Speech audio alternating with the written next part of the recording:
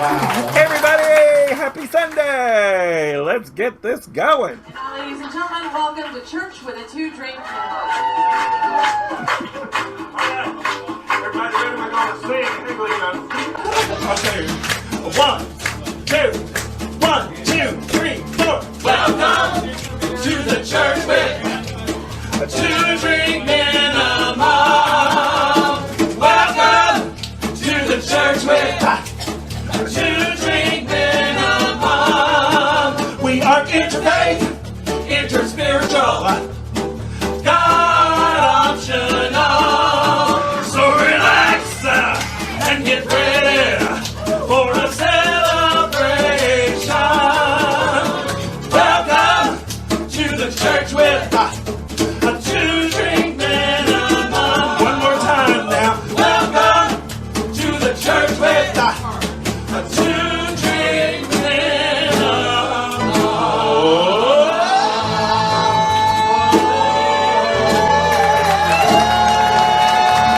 Hey, yo.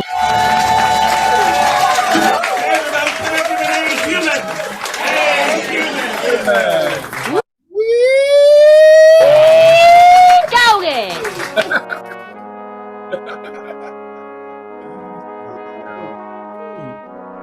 Oh, wow.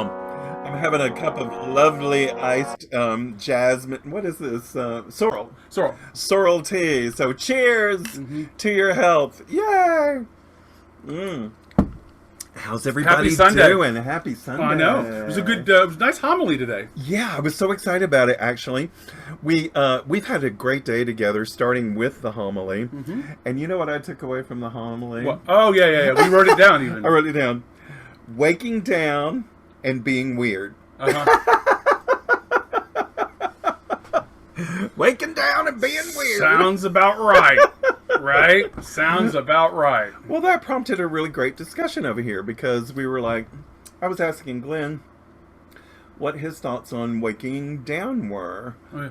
And why don't you share a little bit about that? Well, I loved the idea about waking down because to me, when I heard it, and it's something that I work with a lot, and I talked about this. She was talking about this on Friday. Our Jacqueline and I's show together on Friday.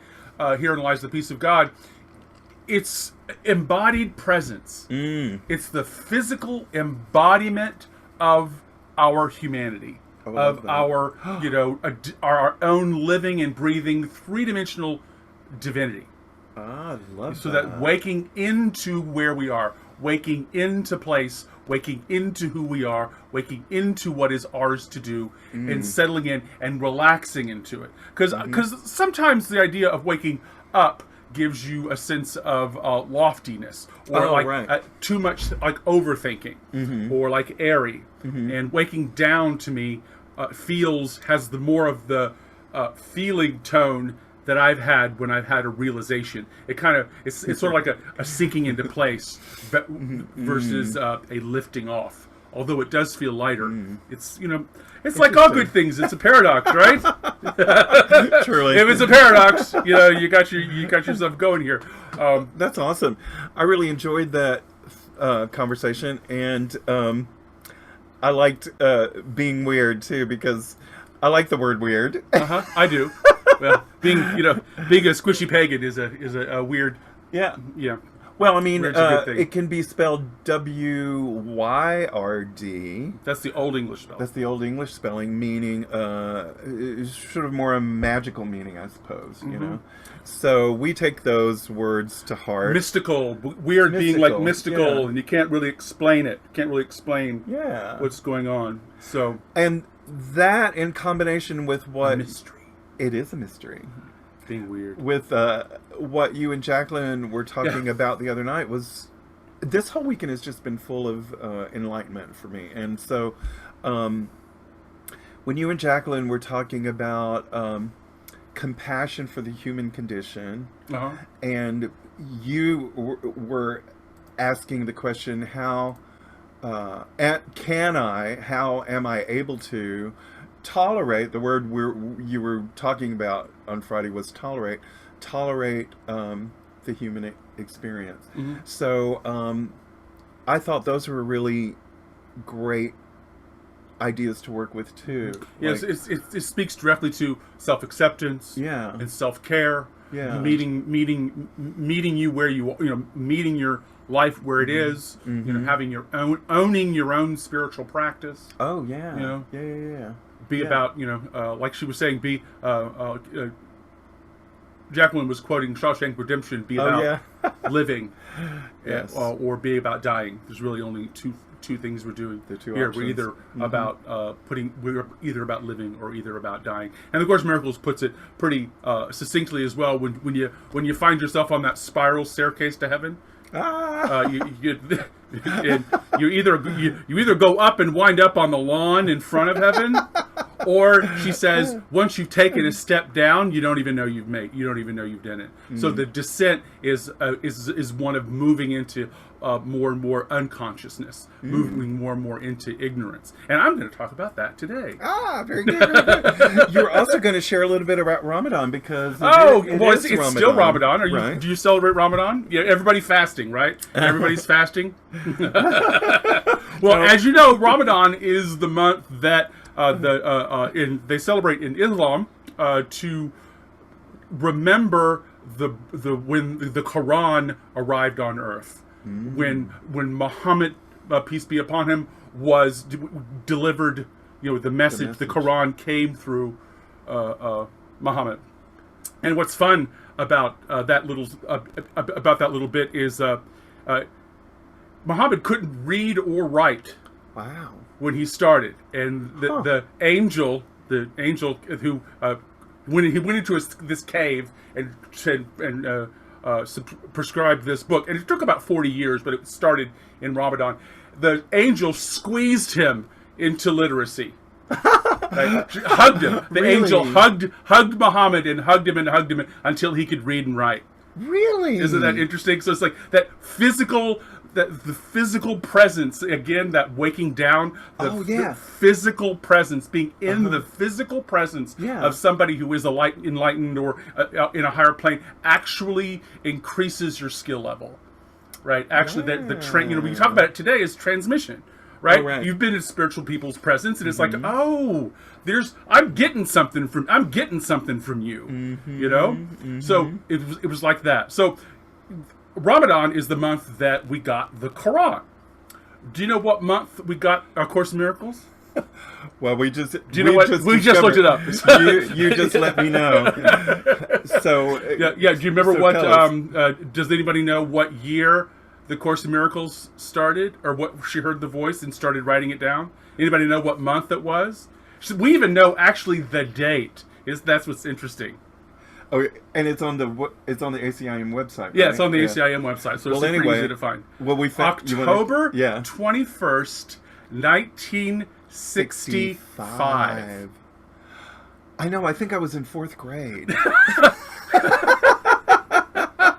I was a year and a half. Oh goodness, yeah, I'm older than you. I'm 8 years older than I know Glen over here. But now that's really interesting. So we should have a month-long celebration of A Course in Miracles. ACIM Ramadan is October. So if you want to celebrate the book, receiving when the world got the Course in Miracles, we can do that in October. So it's Ramadan now, it'll be October later. I think we've got to. So, do you want to do the lesson or the song first? Oh, actually, I want to do the sing along first, and I want to say hi to everybody. Hi, Lena. Hi. Oh, Sina says my mom was 7 years old. Okay, so I guess I'm hi, Mom. Almost. I could be your mom. Yeah, say hi to Mom. Right. Well, so I want to say. Hi to everybody. Lena says I was born in 1968. Oh, okay. In April. Cool. Oh, so it's almost your birthday, Lena. Happy birthday! Oh, I know. Yeah, that's true. Yay! That's so cool. Well, let's celebrate everybody today with our sing-along. So here we go. Perfect. Oh, wait. I want to get my pick because it's easier. Here we go. Start again. Let things be. Let things be exactly as they they are. Exactly as they are. You can't change me. You can't change me. And you can't change Cause you can't change God. So let things be. Let things be. Exactly as they are. Exactly as they are. And you and me. And you and me. We'll live in peace. We live in peace. Well, I don't know. I don't know what anything is for. what anything is for. Unless I listen to. Unless I listen to that still small voice. I have a still small voice telling me. It's telling me this simple truth. This simple truth. That everything is for my good. It's for my good. So let things be. Let things be. Exactly as they are. Exactly as they are. You can't change me. You can't change me. You can't change God. And you can't change God. So let things be. Let things be. Exactly as they are. Exactly as they are. And you and me. And you and me. We'll live in peace. We live in peace. I'm not this body. I'm not this body that you see. that you see. Although it is voluptuous. It's voluptuous and beautiful. I am as God. I am as God created me. God created me. And we are all. And we are all one family. one family. And it's possible. Yes, it's possible to live in peace. We live in peace. So let things be. Let things be. Exactly as they are. Exactly as they are. You can't change me. You can't change me. And you can't change. Cause you can't change God. So let things be. Let things be. Exactly as they are. Exactly as they are. And you and me. And you and me. We'll live in peace. We'll live in peace. Kumbaya.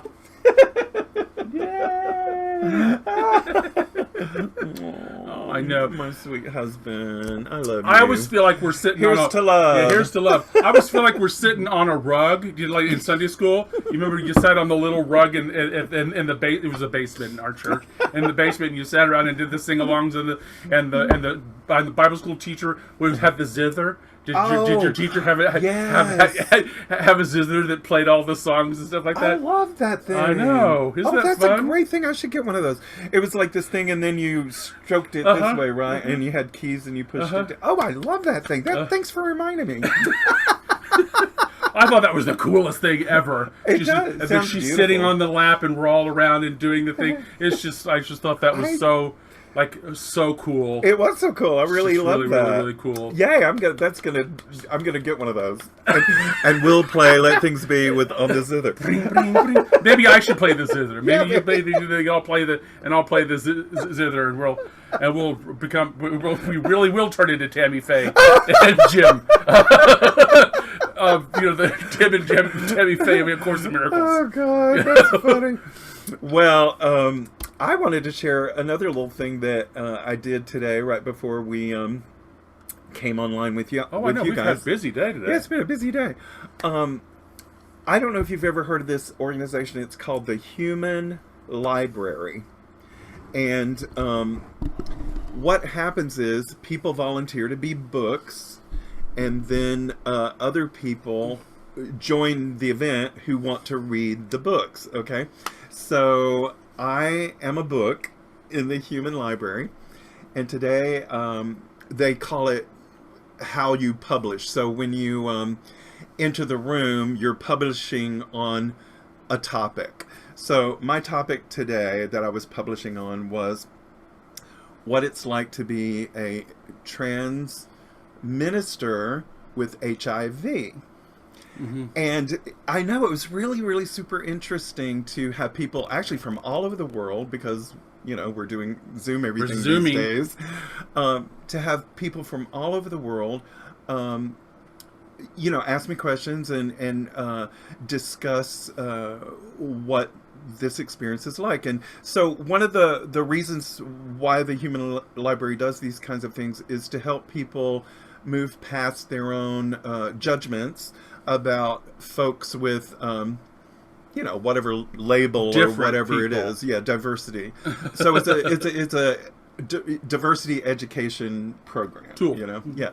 And it was very, very interesting. And if you want to look it up and participate, I think it's humanlibrary.org, but you can just Google the Human Library. I love that idea of being a human having a human library. And I was actually being asking a book, you. I was actually thinking you would be a very interesting book, and that you should volunteer. I think, but that's true of everybody, right? It is. If you sit somebody down enough and talk to them enough, we've all had amazing lives. Absolutely, really, really has. Totally. And the more we talk about, and the more we, communication is healing. Do you remember that from a few weeks ago? Right? Communicate. So the more that we know about somebody, the more that we can empathize. We get those empathy muscles working. It's hard to see the difference anymore. Yeah. We see the same. We see not the sameness, but the aliveness. What's alive in us is alive. In the other person as well, in the hopes and desires. I know. And it's and each of us are oddly specific in all the same ways.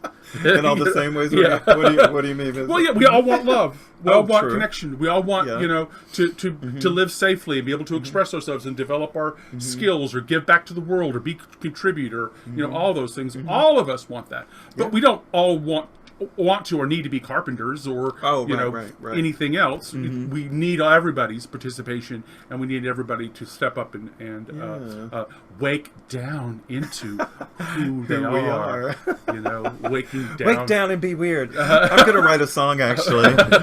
Waking down, being weird. Waking down, be weird. Be weird. Wake down. When I say waking down, you say be weird. No, I don't know what it's going to be. But I think I am. It's kind of an interesting concept. So let's look at what the lesson is today. And just by the way, I want to give a shout out to all the folks on the radio who are listening, because I know we have several friends that listen regularly on the radio and come, send me emails and come visit my website and stuff. So I really appreciate your presence here. And the YouTube views and things like that too, when they come up. Thank really you appreciate very it. much. We really do appreciate it. So today's workbook lesson is lesson 108, to give and to receive are one in truth. Right. Wow, now that's something that we actually talk about a lot, and as I move through my journey, understand more, about giving and receiving being the same thing. Because what the world we live in is the world of lack. Yes. Right. And littleness, and brokenness, and fixing others and things like that. And this idea that we have enough to give away. Yeah. It's kind of radical, isn't it? Very, very radical. Yeah. Very radical. Because we're basically so caught up in not having enough, and acquiring and hoarding and and also something you mentioned, consumption, and was something that you mentioned lately in our Wednesday classes. By the way, we do a Wednesday night ACIM class, and if anybody's interested in joining us, email me, Yolanda@yolanda.net. We'll put you on the list. We'll put you on the list. But one thing that you've been talking about is helping us see the difference between power over and shared power with. So in all of this discussion, I think it goes well with to give and to receive is one in truth. So let me sort of read that little prayer up there. It's down. Here we go.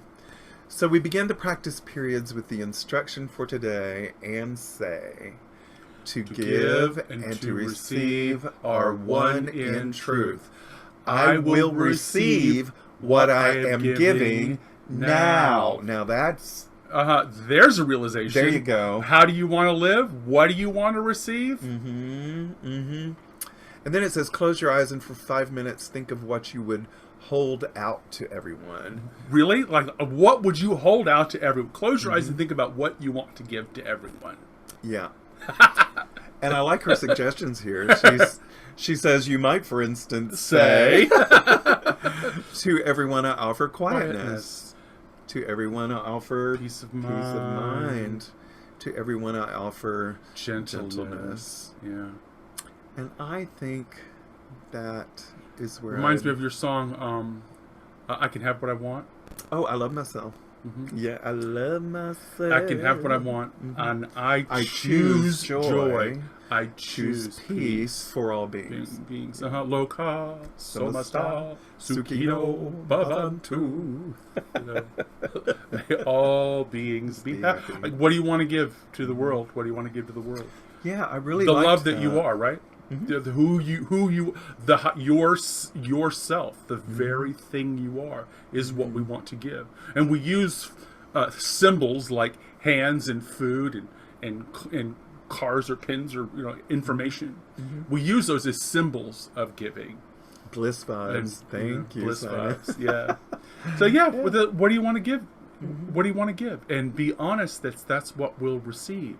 Mm. It's like the knowledge that if I can't have what I don't want for everyone. I can't have what I don't want for everyone. Wow. The first person that we exclude from the oneness is ourselves. That has to be the way it is, right? Because we know we can't. We're only ever experiencing the world in which we're only ever seeing our beliefs. Yeah, we keep understanding or coming back to the spiritual practice. Why spiritual practice is important is because we eventually we create the conditions for our waking. It's not that we're doing the waking. We create the conditions and we kind of fall into it because the conditions are there. We've created the conditions for it, right? Yeah, you're saying you're really that wisdom that you're sharing right there is something that you've been sharing for a while and something that I'm just now sort of understanding. We do this and we know this really. If you're good at a sport. Or good at an instrument, I'm good at this.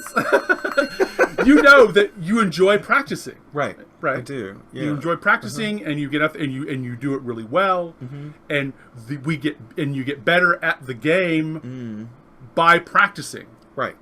By having them, you don't have to remember how to do it. Your body memory, or you go through the drills, so that when it comes time, you know how to act, know what to do, and you're prepared. It's the same thing with like a spiritual practice. That's why we do spiritual practice, because when the thing comes along, you stub your toe, your girlfriend breaks up with you, or whatever happens, you suddenly have all the conditions for the learning or for the healing to occur.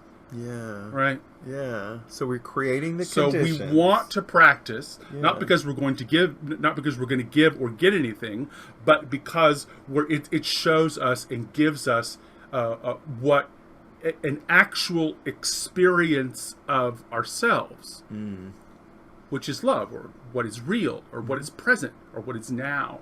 So if you want to experience yourself, if you want to know who you are, that is, because that's the whole rub, isn't it? Do you want to know? Do you even want to know what's going on here? Do we care what's going on? Do you care about who we are, or what's going on, or what is ours to do? It comes from a desire to be who you are. I'm getting into the lesson already. Yeah. Okay. Well, let's do the meditation, and we'll do the song after it, which came to my mind in all of this discussion today and stuff that we've been doing, is my song called Driving Desire. So, let's take this moment and breathe together 3 times. And on the last breath, exhale on an Om. So here we go.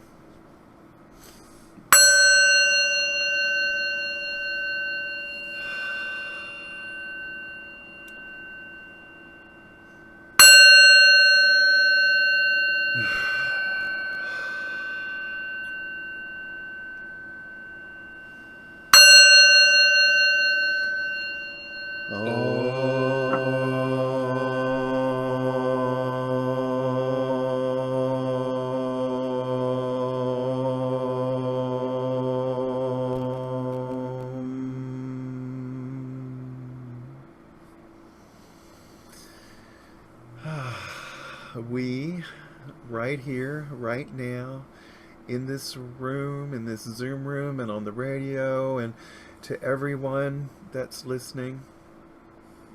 We are co-creating a circle of love. We can't help but create a circle of love because that's what we're made of. Unconditional love. And so in this understanding of sacred mystery, aka God, all that is divine, the divine, expressed through us on this earth as unconditional love. And that unconditional love includes everything that we like and everything that we do not like. And we learn from it.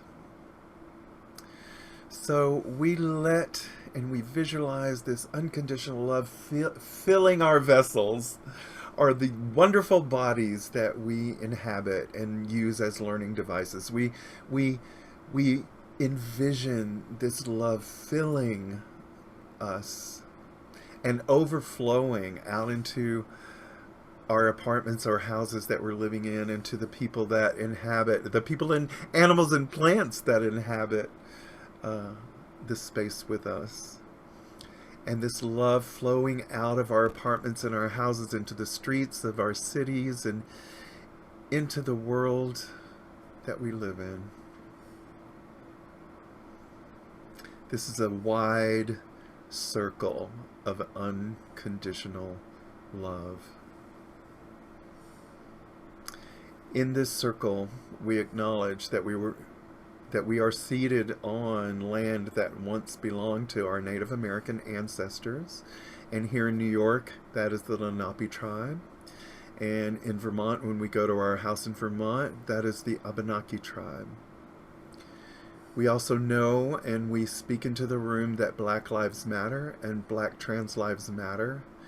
And we know, and we speak into the room, that human consciousness is shifting. And we know that we are living in the right time and the right place, and we have everything we need to follow our authentic desire to be who we are in this world. Blessed be, and so it is.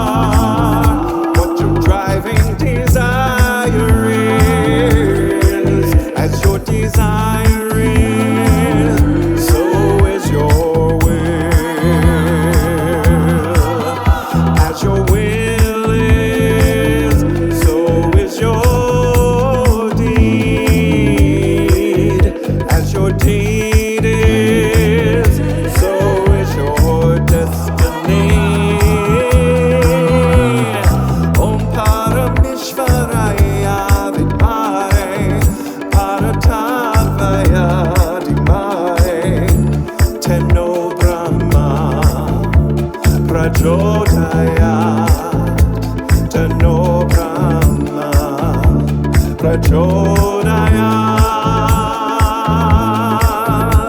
Imagine a world of divine inspiration, where we all play a part in creation. This is that world. You are the one who makes hell or heaven.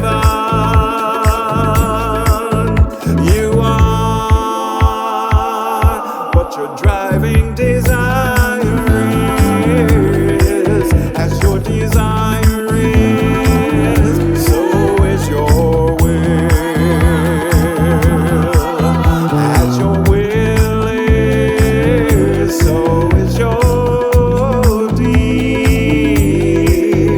As your deed is, so is your destiny.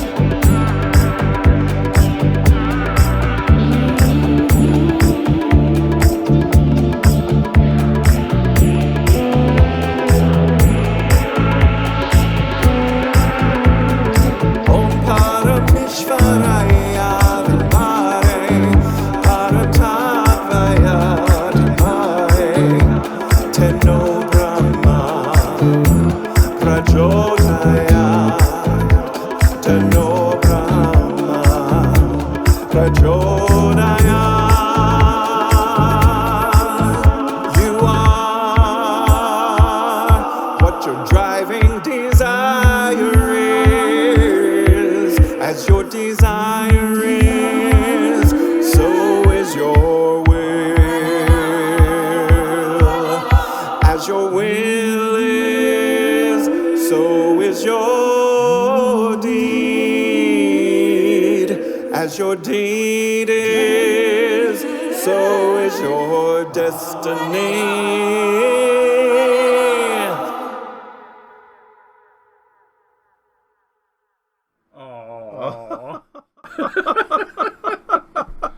Last summer at our place in Vermont. No.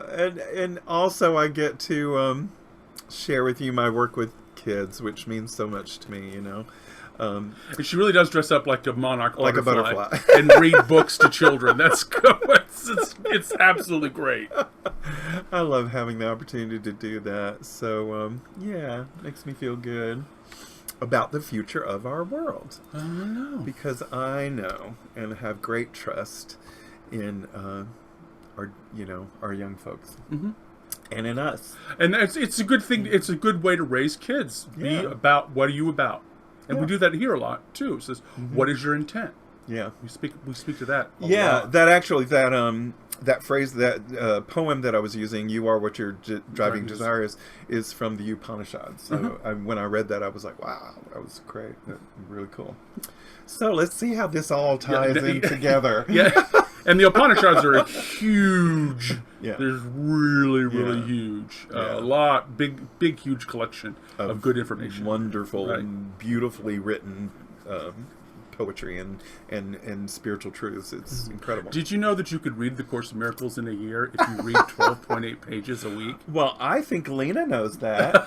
She told me that she knew that, so I know that too, actually. Well, if you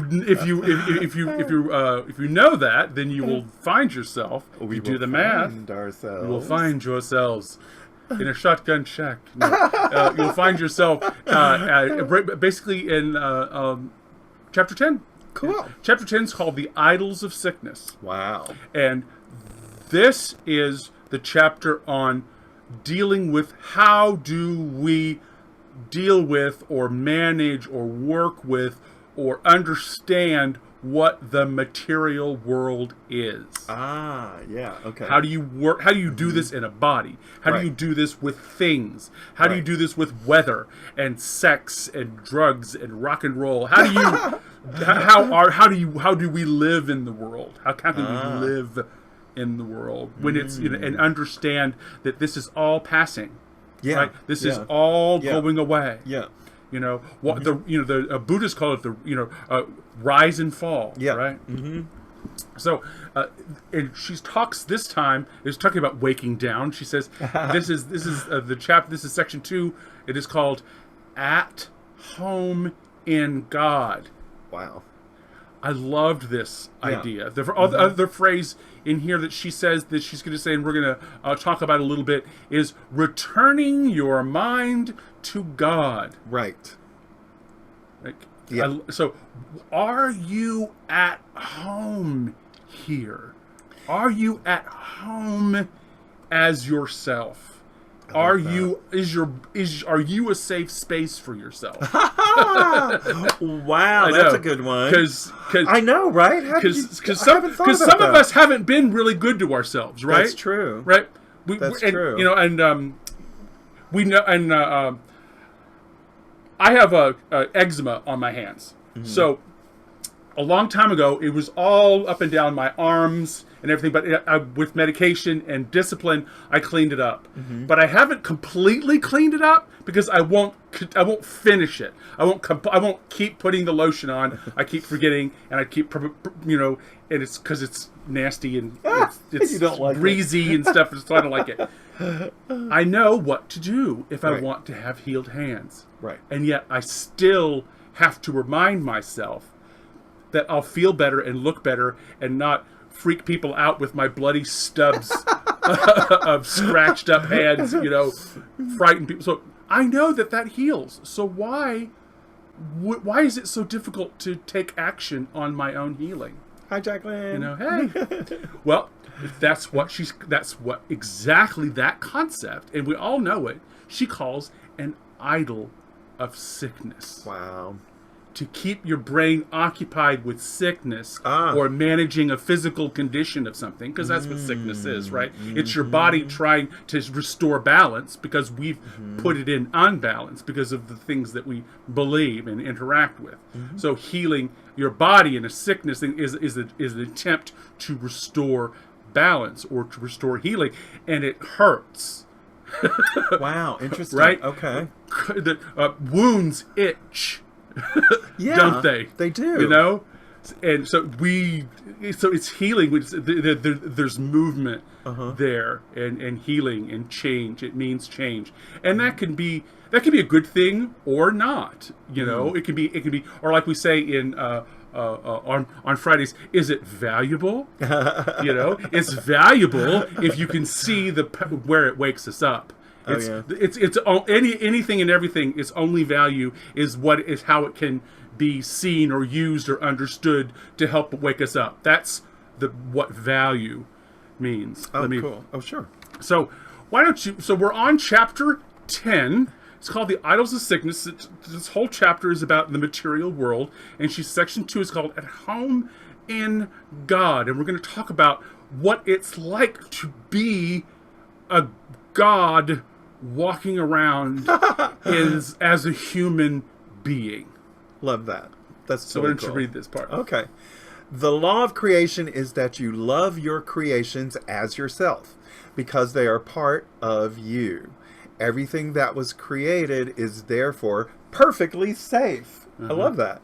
Your banishment is not of God and therefore does not exist. Sometimes we banish ourselves. Because that's what it feels like. Being rejected or getting it wrong or being ashamed or feeling guilty actually has this quality to it that feels like we're being abandoned. It feels like banishment. Yeah. You know, we know this.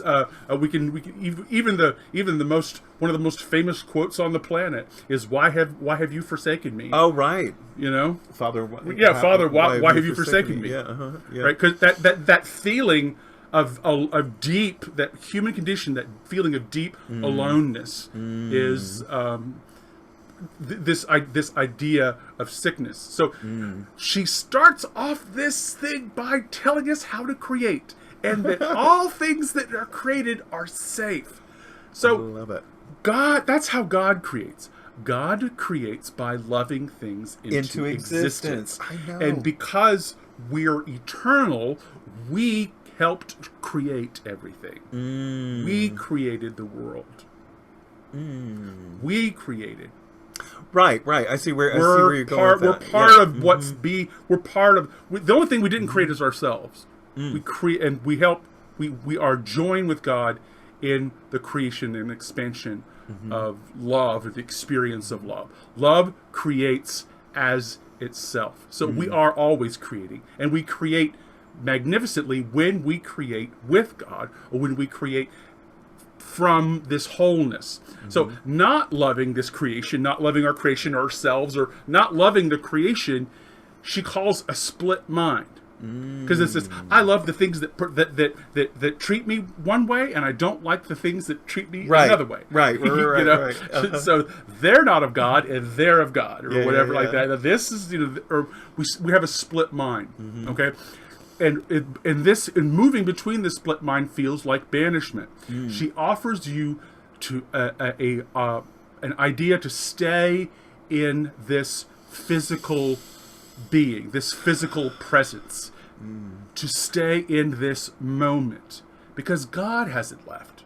We have. If this place is moving past us, then we can be present and watch the world, as I say, watch the world go by. So, okay. You are at home in God, dreaming of exile, but perfectly capable of awakening to reality. Yay. Is it your decision to do so? I don't know. You merely shifted from one dream to another without really waking. Isn't this what we really do? So we have competing dreams, like what your family wants you to be, right? Or what society wants you to be, or what this. It's better to have this or do this, or all kinds of stuff. We have competing dreams, and so what we often try to manage this feeling of abandonment or loneliness is to manage some kind of a better dream. Right. Is to like try on different ways of being instead of trying to find out who we are and living from that place. So she says you have a right mind, and it's in this present moment. There is a certain destiny for here. You have been gifted with a living perspective and all this. You are at home. We're home. We're already at home in God, not in the world. It makes the world completely safe because we're at home in God. So when we're not present, we're involved in egocentric thinking.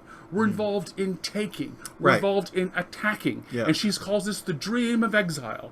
You know, it's like, I'm all alone and have to do it myself and nobody loves me and I'm going to go eat worms or whatever the case may be. It's this dream of exile, the dream that we have to do it all by ourselves and nobody likes us and we can't get it right and we're too small and broken and little and ineffectual and powerless. You know, this is the dream of exile. She goes, awaken to reality already, okay? All right. Awaken to the reality that you were born and made in love and are love, and you are the wholeness, and we are the wholeness in which we seek. So this idea of awakening to reality is the awareness of the causes of our past suffering. This waking up to, I don't need to do that anymore. That's a ridiculous path. I know where that goes. Right. You wake up to the causes of your past suffering, the conditions that you created, that we created as a society, in which we hurt ourselves in. And so this awareness that comes, this awareness of reality, we can see where suffering comes from, at least our own often. Not always, and not all the time. But that's why we have people in our lives. But there's an awareness of what is mine to do now. This awareness of past suffering causes me to know what's to do now. And this awareness that awareness is reality. Oh gosh, I said this wrong in class too. Reality is to awakening as dreaming is to sleeping. Right. Reality is to awakening as dreaming is to sleeping. Got it. Got it. This is the idea of awareness. Awareness is located in this knowledge that reality is waking and it's restful, and dreaming is actually stressful and sleeping. Okay. Can you say that one more time just to clarify? Waking is restful. Waking is restful. Yeah. Sleeping is stressful. Oh, okay. Got it. Okay. I see where you're going with that. Okay. So read the next days. Okay. You do not remember being awake. What is possible has not yet been accomplished. Right. So we have physical bodies. Right. So we think, and then the world tells you you're just a body. Right. And you're not free. Right. So we are already awake. Now remember, awaking and sleeping and it's one of those polarities, like up and down. It's a dual. We're in the world of materialism. There's polarities, right? And this waking and sleeping is a polarity. You can't sleep unless you are awake. Yeah. You're already awake. Somewhere else we were talking about this, and she was saying that you're already awake, but you choose to sleep. Yeah. Yeah. So she goes, what is possible hasn't yet been accomplished. So we're on this journey, right? We're on we're on the hero's journey. Actually, we're discovering the layout of the land. We got the curriculum last week. We met the teacher the chapter before that, and met the teacher the chapter before that. So now we're like, what is this world we have to do? What's the playing field that we all have to exist in? And she goes, what is possible has not been accomplished, because we're actually still working in this timeline, right? We're still creating the conditions. We're still healing and understanding the reality was there. Now, when we wake up, she says, we realize that we've always, when we see it, have the experience of reality, we realize that it never went anywhere. Right. And I know you've experienced this before, because when you've had aha moments in the past, hasn't it been like, oh man, this was right in front of me the whole time? Yeah. Right. I knew this. The reality didn't change. I changed. Yeah. Right. There you go. So, there you go. in this idea of conflicting dreams, we, instead of attempting to resolve the or try them all on, which is the really long way of doing things, and it's fine, take as much time as you like, trying on all the dreams if that's your thing. Or we could get right to it and save time, right? Get right to your happiness, right? Get right to your certain destiny by listening to the guide within you. And the guide will do something very, very interesting. She says in this paragraph, she's going to ask you to just dismiss the dream. Stop trying to fit in and be something that you're not. Don't even try to be something that you're not. Wow. What is possible is not yet accomplished because creating the conditions makes it possible for us to experience, and we need a community to do that. And there is a part of us that is always, always, always awake, that we can rely on. So this remembering gives us awareness. This remembering is like, oh, I know the origins of my suffering, right? Oh, I know it's mine to do. Oh, I know that what I want to do is share. Oh, what I want to do is be the love I want to find in the world. Oh, and I'm going to do that in like I was saying, in some oddly specific way.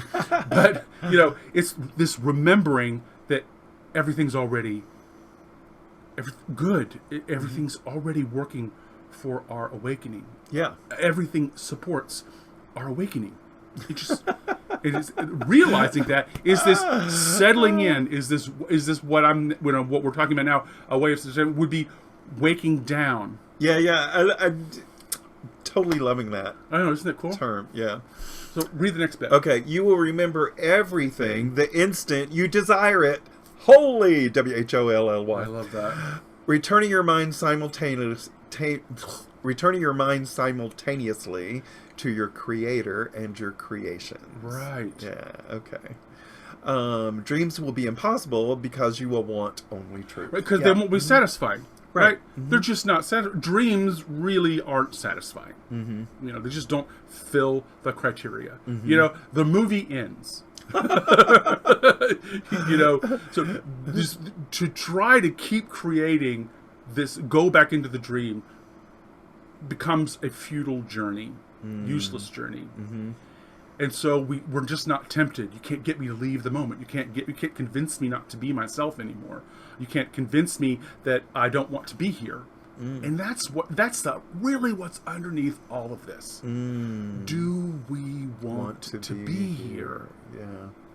And she calls this deciding that we want to be here, returning your mind to God. And joining the unified purpose.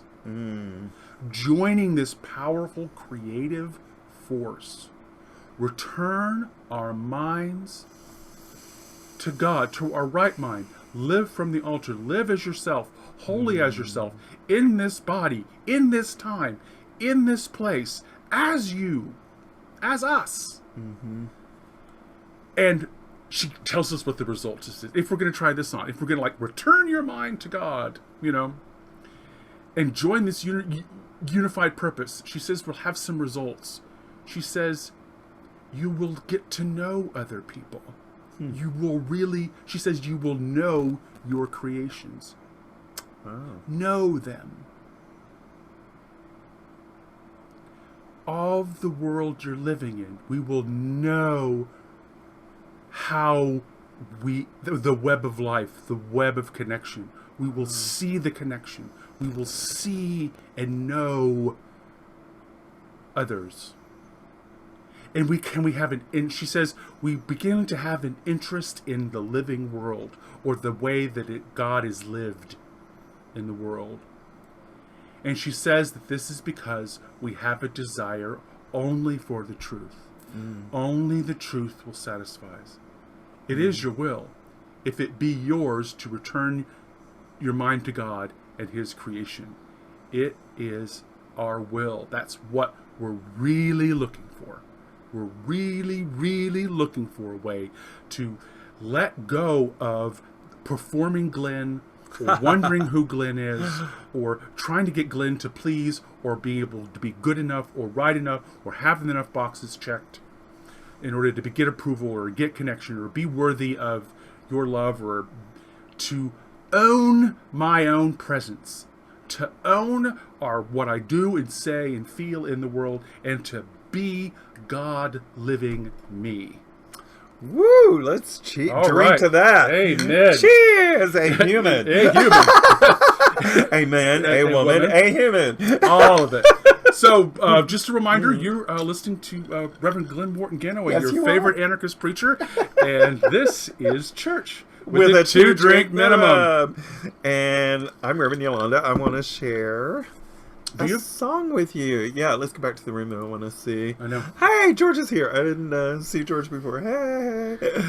Wow, I feel so relaxed and so comfortable today. And it started on Friday with you and Jacqueline, and just this sense of calm. I loved it, Jacqueline, when you were expressing, talking about compassion for the human experience, and how we were talking about, the word tolerance and everything. And it just put me into this relaxed state of mind that I've been enjoying throughout the weekend. And so in that conversation, I wanted to share this song. It's called Your Eyes, and it's a song about compassion. I actually wrote it from Glen's voice speaking to me. When Glen first met me, I was a mess. I like a messy. I won't lie. I won't lie. We all have our messy moments, right? But I was a bit of a mess, yes. And I'll just let the lyrics speak to you for that. She was clubbing. Yeah, I was. She was clubbing. I was doing all kinds of things. She was a club kid when I met her. But let's just share that. All right, let me. Okay.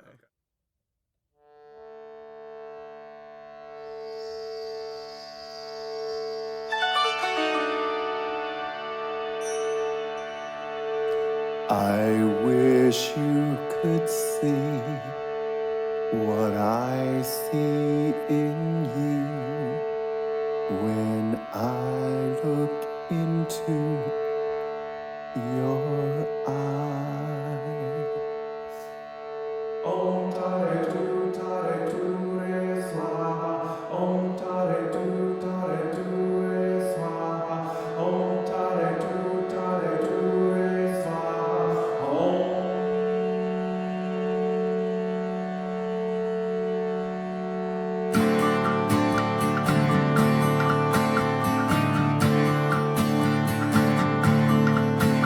I wish that I could rescue you. Please tell me what drove you to the ledge.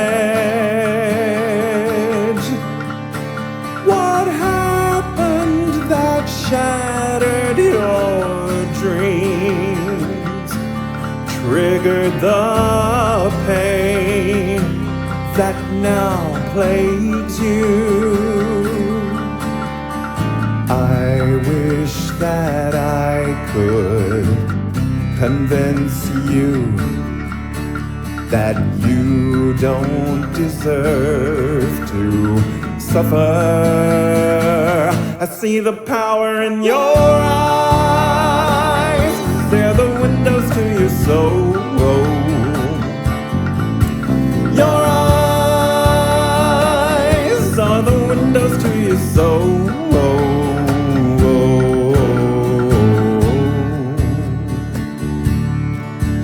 Do you see the footprints in the sand? I'll carry you and your wounds. Your healing is something we'll do together. I'm sticking with you. I want you to know how holy you are, how possible you are, how beautiful. I can see it in your eyes.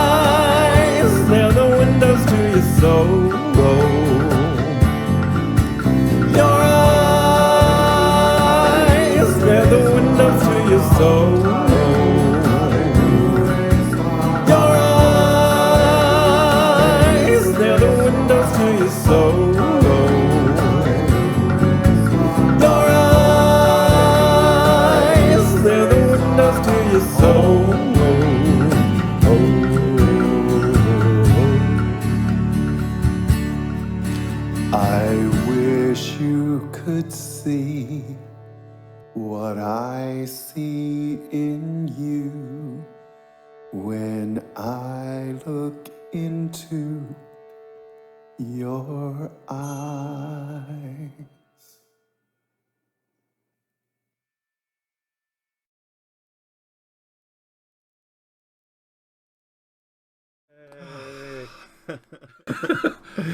Thanks, y'all. I love that song. Well, thank you. For obvious reasons. Yeah, I mean, obviously for the video I expanded the idea, but that thought of compassion for the human condition is really meaningful to me. So. Yeah. Well, that's the Tara mantra. If you're familiar, that's the Tara mantra. Exactly. And if you're familiar with the Tara story, she's this fully formed arhat that springs from the tears of Avalokiteshvara after he realizes that he's going to be in there he's going to be praying people into heaven for a long time. And he starts crying, and there's lake forms at his feet, and out of the lake comes Tara, and she goes, "Don't worry, Avalokiteshvara. I'll wait here with you and pray humanity into heaven with you. I'll do that with you." Oh, that's so so it was one of the first sweet. mantras I learned. Om Tara Tu Tara Ture Swaha. It's a pun on her name, and she's supposed to be the only deity that you can call, that you don't have to believe or anything like that, and she has to respond. She responds to every call of her name for your benevolence and your healing. You know, just like the Holy Spirit. You just have to say, I want this. I want to be healed. I want to see things differently. And Tara will come to your aid. Okay, yay! It's 6 o'clock. We gotta go. Yeah, we We're love staying you. with something genuine. Yay! We love you. See you next week.